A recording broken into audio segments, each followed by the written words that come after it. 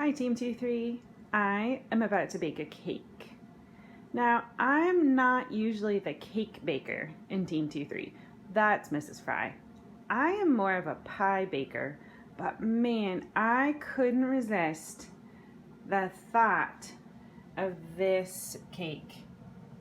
Fresh ginger and molasses cake. I am so excited.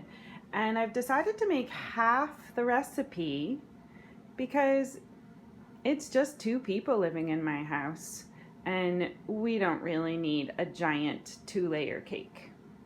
So the third graders have helped me figure out how much of each ingredient I'm going to need. So if you'd like to try that also, go ahead and view the Baking Math Part 4 video. All right, let's get started. All right, so I've greased the bottom of the baking pan, the cake tin, with butter. And now I'm supposed to cut out a piece of parchment paper to line the bottom, which usually when I bake cakes, it's just butter and then some flour over the butter so that the cake doesn't stick. But this one says parchment, butter, then parchment, then butter and flour. So I'm guessing this might end up being a pretty sticky cake. I've never made it before, so I'm going to follow the directions and use the parchment paper. I'm going to trace the bottom of the pan with a pencil, and then I'll cut it out, and hopefully I should have a disc that's pretty much exactly the right size to just plonk right in the bottom. Then I'm going to grease the parchment again, and then grease the sides. And I'll put a little bit of flour in as well. Okay, so the parchment's in, and I greased the whole pan, including the parchment, with butter, and now it's time for the flour layer. And I like to do this over the trash can because it can get a little bit messy. The sink would work too. But what my mom taught me to do when I was little was put a bit of flour in the middle. I think I put too much in. And then you just kind of like tip and knock it with the side of your hand, and it spreads the flour out really evenly. Now the tricky part is getting the side. This is where it can get a little bit messy. I can never decide if I think this part is really fun or just a pain in the neck. And now I just dump the extra flour out of the pan.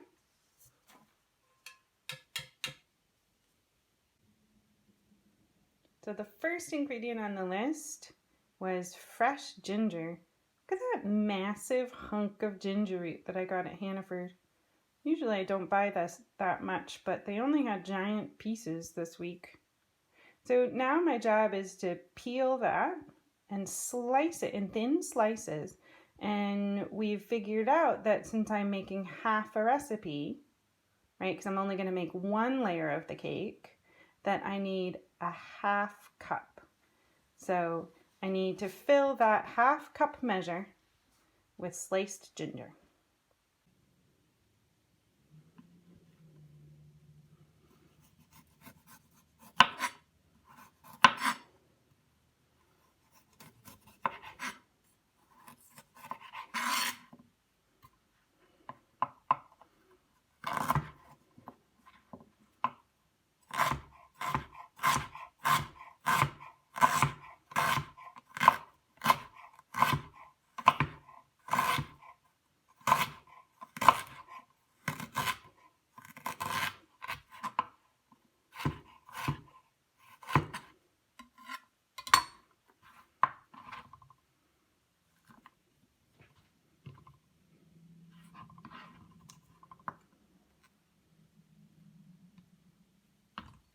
Well, that's a little more ginger than a half cup, but a little extra ginger never hurt anybody.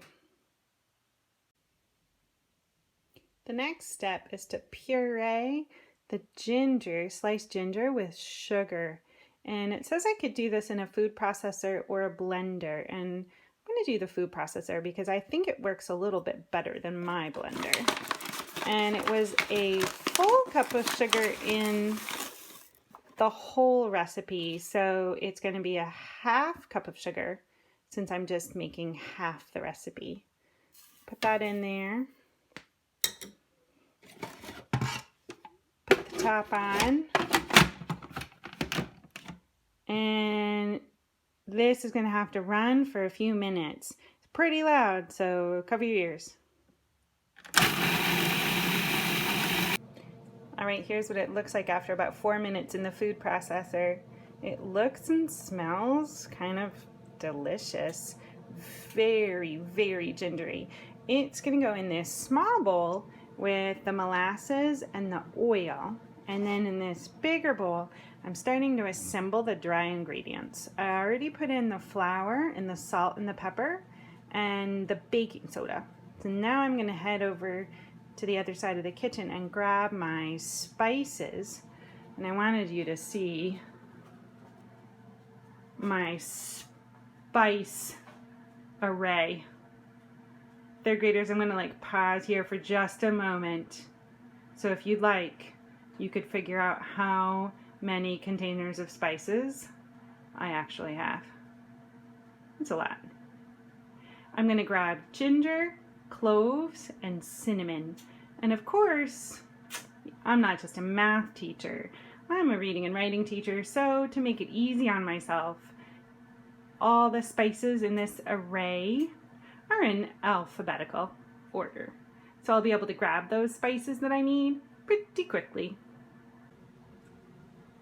All right, the recipe says that for a whole cake, I need a teaspoon of ground cinnamon and a teaspoon of ground ginger.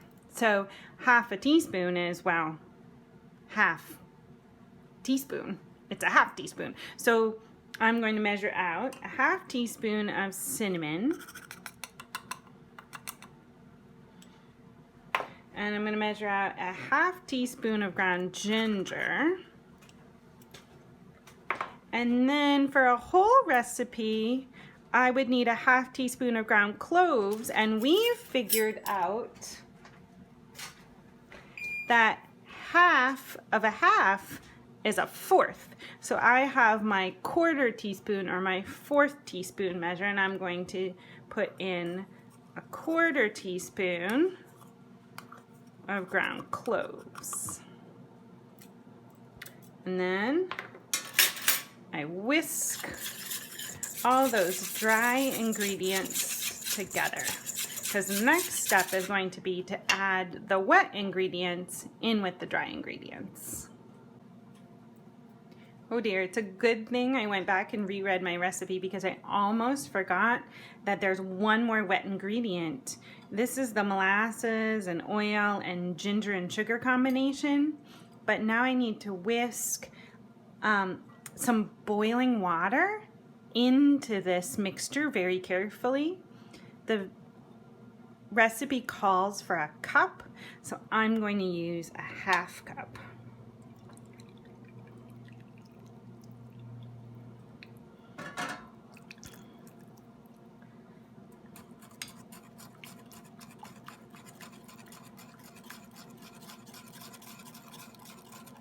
Whisk that really carefully, trying not to let it spill over the edges.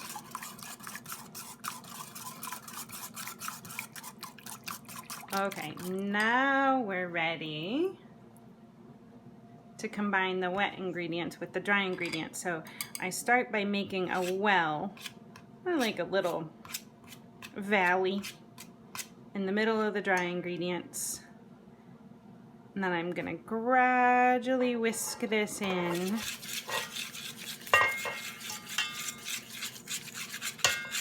until it forms a smooth batter.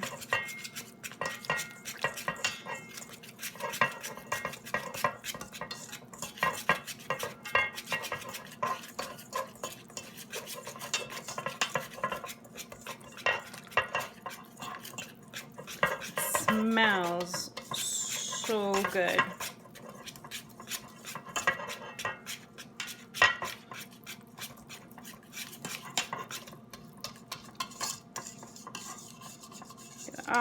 that flour down in there. I'm going to pour the last of that in and give it one really good whisk to make sure all the ingredients are incorporated, meaning that they're all mixed together evenly.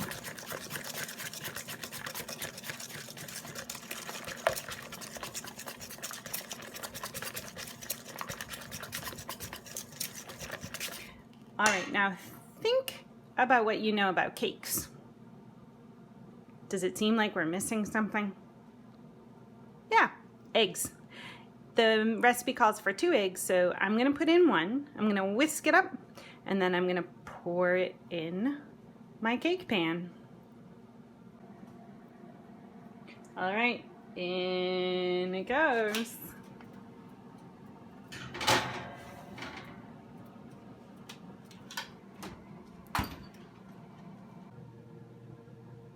Oh, doesn't that look good?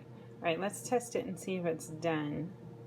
The knife should come out clean if it is done, and actually, that's looking pretty good. We're gonna call that done and leave it to cool on the rack. And there it is. The final product, complete with cream cheese frosting. The recipe said that you could also just use whipped cream or powdered sugar to dust the top, but I don't really get frosting very often, so I thought this was a pretty good excuse.